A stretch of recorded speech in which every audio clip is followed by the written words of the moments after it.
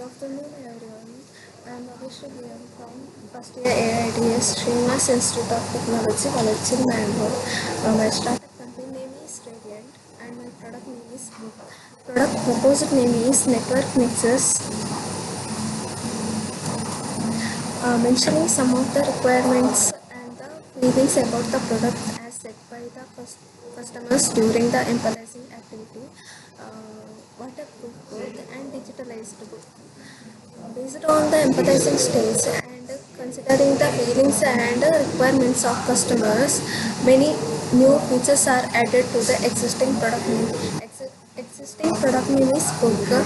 Futuristic product name is Network Nexus. Some of the additional features to be added are mentioned here: visual specification, accessibility, physical specification. In prototype stage, the real working model has to be manufactured. Due to time constraint, the mentor advised to draw the sketch. The sketch is given below.